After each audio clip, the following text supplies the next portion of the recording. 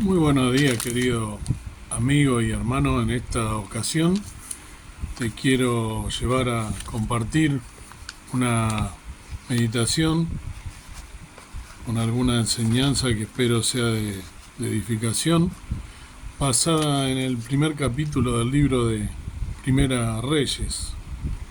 Primera Reyes, capítulo 1. Voy a leer solo algunos versículos, después te pido que lo leas completo, capítulos 1 y capítulo 2, para poder terminar de cerrar bien esta historia. Nos dice la palabra del Señor: como el rey David era viejo y entraron días, cubríanle de vestidos, mas no se calentaba. Dijéronle por tanto a sus siervos: busquen a mi señor el rey una moza virgen, para que esté delante del rey y lo abrigue, y duerma a su lado, y calentará a mi señor el rey. Y buscaron una moza hermosa por todo el término de Israel, y hallaron a Abisac sunamita, y trajeron al rey. Y la moza era hermosa, la cual calentaba al rey y le servía, mas el rey nunca la conoció. Entonces Adonía, hijo de Agit, se levantó diciendo: yo reinaré. E hízose de carro y gente a caballo y 50 hombres que corriesen delante de él. Y su padre nunca lo entristeció en todos sus días con decirle: ¿por qué haces así? Y también este era de hermoso parecer. Y habíalo engendrado después de Absalom. Y tenía tratos con Joab, hijo de Sarvía, y con Abiatar, sacerdote, los cuales ayudaban a Adonía. Bueno, hasta aquí voy a leer en este caso. Después te pido, como dije, por favor, que lo termines de leer el versículo, capítulo, y todos los versículos del capítulo 1 y el capítulo 2. Para ponernos más o menos en contexto, David, algunos datos interesantes. Ustedes saben que la palabra del Señor tenemos muchos nombres, y esos nombres están por lo general en hebreo, como todo el Antiguo Testamento, que está escrito en el lenguaje original en hebreo, muchos también en arameo, pero mayormente en hebreo. Y todos los nombres tienen un significado. Para ponernos en contexto, el rey David, aquel muchachito que venció al gigante, que es una de las más conocidas de historia, ¿no? Que venció a Goliat, y luego empezó a ganar fama, y esa fama hizo que el rey Saúl, el primer rey de Israel, le tuviera bronca y lo persiguiera. En fin, todo eso lo conocemos. David, hijo de Elí, el octavo hijo de este varón de Elí, pastor de ovejas. David reinó 40 años, ¿no? 7 de ellos en Hebrón y 33 en Jerusalén. Algunos datos que por ahí no son tan conocidos. David tenía entre sus hombres, cuando él reinaba, todos estos años que reinó, por ejemplo, a Abiatar, ¿no? Abiatar lo tenía como sacerdote, ¿no? Abiatar justamente quiere decir padre, ¿no? Padre de andar. Bueno, después tenemos Sadoc, que era un sacerdote cuyo nombre significa justo. Era sacerdote, uno de los dos sacerdotes que había. Abiatar era uno y Sadoc otro. Natán, más conocido, que era profeta, que significa regalo de Dios o Dios ha dado. Benaí, que era el guardia personal, era un guerrero, que significa Yahvé edifica, o sea, Yahvé es el Jehová, o el nombre en realidad de Dios. Los judíos no dicen Jehová, dice el Señor, porque recordemos que la mayoría de los judíos no reconocen a Jesús como el Mesías. Entonces Yahvé significa Dios, Yahvé edifica. Este guerrero David lo toma porque le fue fiel.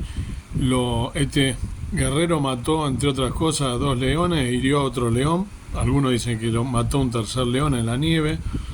Y también mató un egipcio que medía 5 codos, esto es aproximadamente 2,30 metros, y él tenía una lanza, y Benaía, este guerrero que puso David para cuidarlo como custodia personal, tenía un bastón. Con ese bastón le sacó la lanza, y con esa lanza lo mató él mismo con la misma lanza que tenía este egipcio. Datos anecdóticos pero no tan conocidos de quién eran los que rodeaban, ¿no?, a David. Joab era capitán del ejército.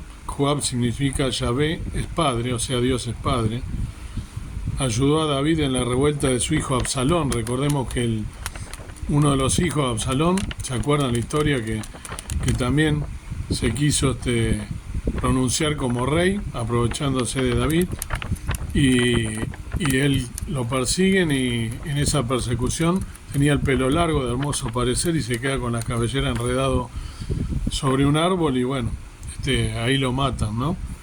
Lo ejecutan. Absalón significa padre de la paz, o paz con Dios. Pero Joab mató a dos inocentes, entonces Salomón lo mandó a matar luego, ¿no? Cuando Salomón toma el reinado de David, lo manda a matar porque David le había dicho que había derramado sangre inocente, Joab, y por lo tanto no podía, cuando él reinara, haber sangre inocente en su reinado. Y Salomón, de quien también se trata esta historia, es el hijo que tuvo David con Betsabé, o también Betsabé.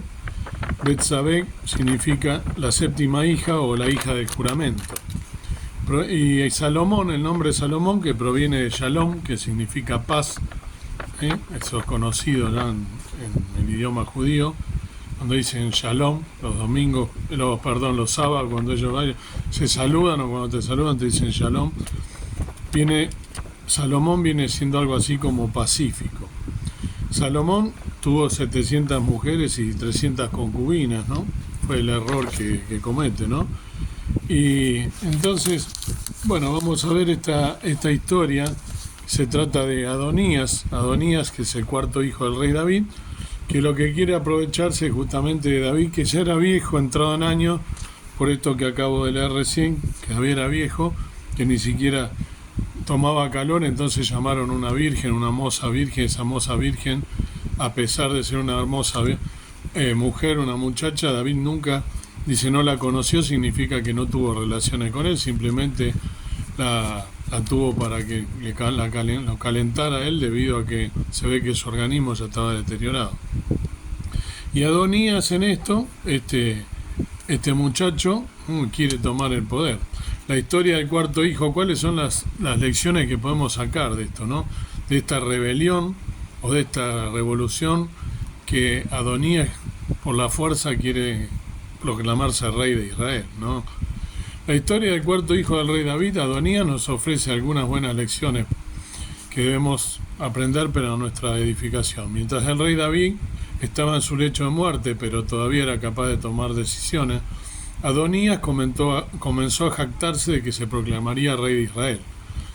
Según un nuevo diccionario bíblico, cuando los tres hijos mayores estaban muertos, es posible que él se sintiera que el trono de Israel le correspondía por derecho propio. Su hermano de sangre, Absalón, había sido asesinado a Amnón, y más tarde fue asesinado en su rebelión contra su padre David, lo que me comenté, que quedó, ¿no?, colgado de los cabellos, ¿no? Se suponía que el tercero en la línea de sucesión al trono estaba muerto. Adonías convocó a algunos hombres e hizo sacrificio, convocó a todos sus hermanos y partidarios, excepto a Salomón y a unos pocos más cercanos a David. Cuando el profeta Natán oyó lo que hacía Adonías, advirtió y aconsejó a Betsabé, o Betsabé, como leí recién, la madre de Salomón. Betsabé fue a ver a David, quien designó a Salomón como rey de Israel para que lo sucediera. La noticia se difundió por la ciudad de Jerusalén, se celebró una procesión y Salomón fue ungido rey por el sacerdote Sadoc. El ruido de la gente que celebraba en Jerusalén hizo temblar la tierra. Estoy haciendo todo un resumen, ¿no? Porque en esto Betsabé, en realidad Natán la va a ver a Betsabé lo va a ver a David, y le dice que David justamente le había prometido que Salomón, su hijo, el hijo con ella, era el que iba a ser el sucesor de él. De hecho, después se convierte, ¿no?, en rey, y es el que le hace el primer templo, ¿no? Pero de eso hablaremos en otro momento. Cuando Adonías se enteró de que su padre, el rey David, había nombrado rey a Salomón, estaba a punto de terminar su celebración de proclamarse como el nuevo rey de Israel, y se asustó, y todos sus invitados huyeron en pánico, ¿no? Adonías, entonces, estaba tan asustado que entró a la tienda de reunión y agarró los cuernos del altar para suplicar por su vida. Salomón le dijo que si se portaba bien no le sobrevendría ningún problema. si causaba problemas moriría. Cuando se presentó ante Salomón se inclinó respetuosamente y el nuevo rey, que era Salomón, simplemente le dijo que se fuera a su casa. Esto lo pueden leer, ¿no? Sin embargo, ese no es el final de la historia. Adonías hace una petición muy tonta cuando le pidió permiso al rey para casarse con Abisag, quien había sido la cuidadora, esta virgen, ¿no?, que habíamos dicho, que lo vino a cuidar a David para solamente calentarlo, ¿no?, durante sus últimos días en la tierra. Los consejeros de David habían encontrado una hermosa joven virgen y le dieron el trabajo de mantener a David caliente y cuidarlo, y ese nombre de ella era Abisag. David no tenía intimidad con ella. Adonías se acercó a la madre del nuevo rey con su solicitud, o sea, a Betsabé, pensando que Salomón no negaría una solicitud de su madre.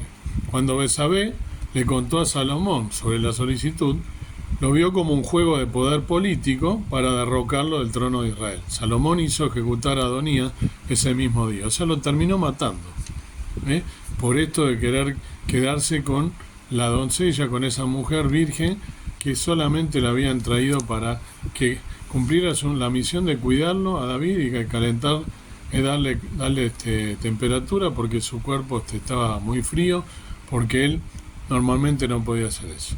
¿Qué lecciones podemos aprender de esta historia, de la historia de Adonías?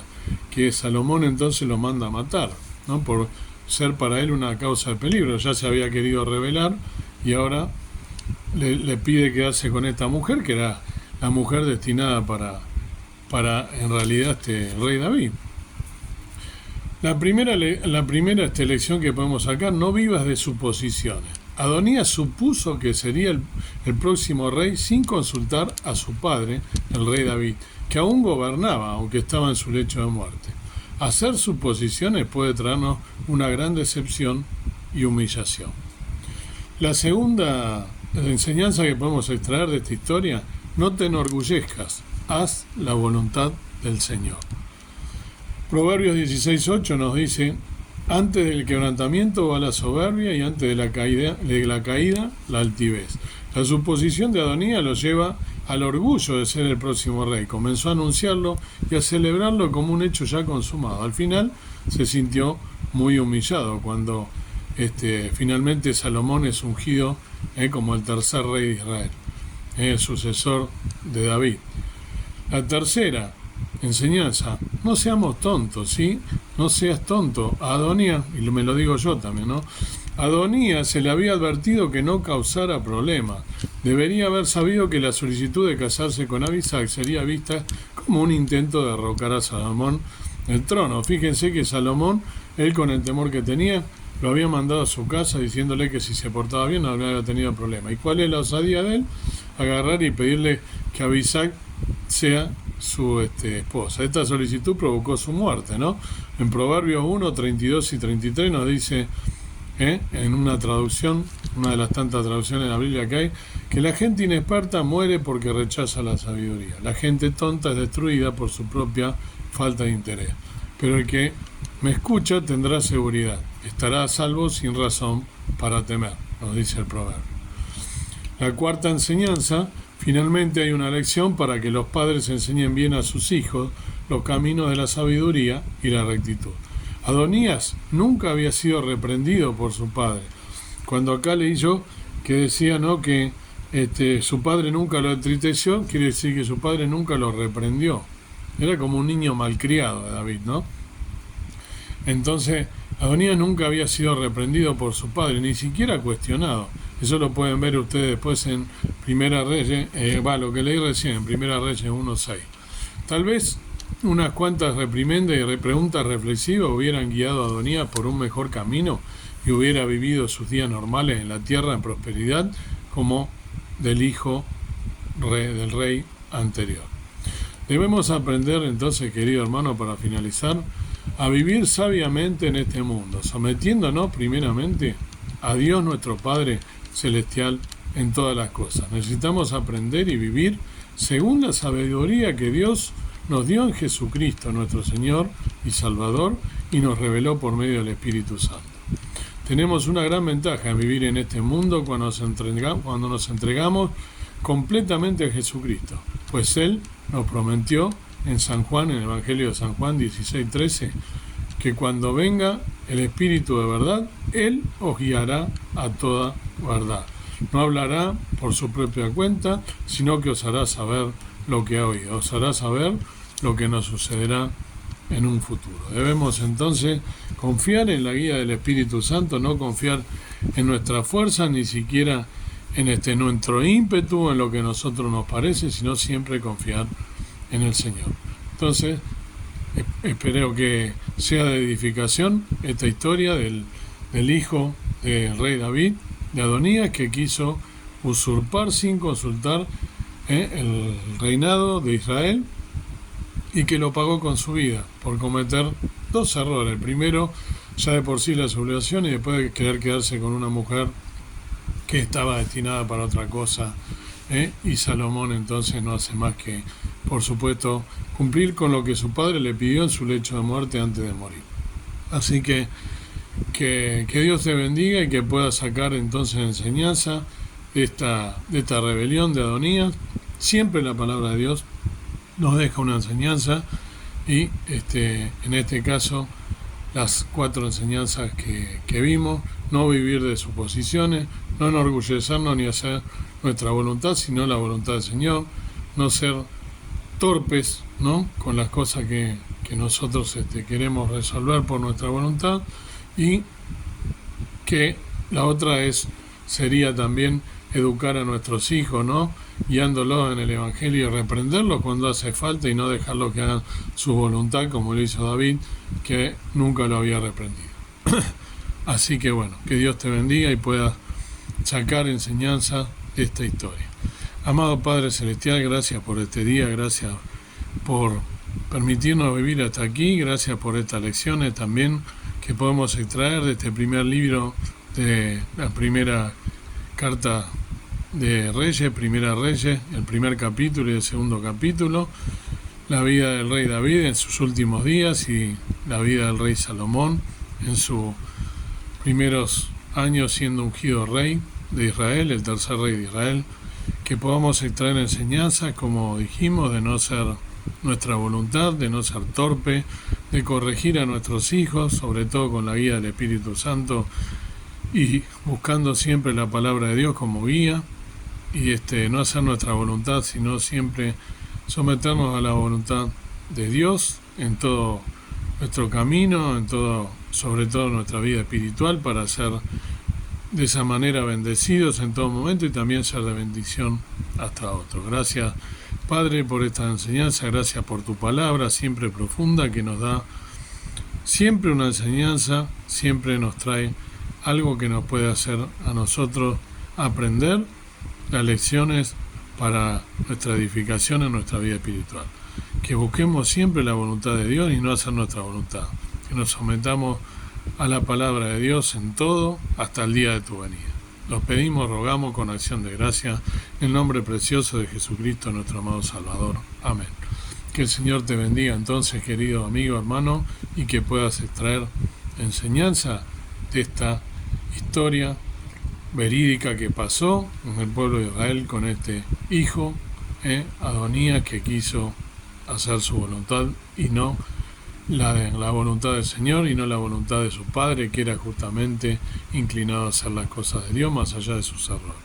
Que podamos no cometer errores, sino siempre hacer la voluntad de Dios. Cuando nos desviamos de los caminos y de la voluntad de Dios, nos vamos a pasar mal. Lo digo con experiencia. Cada vez que me aparté del Señor, así me fue.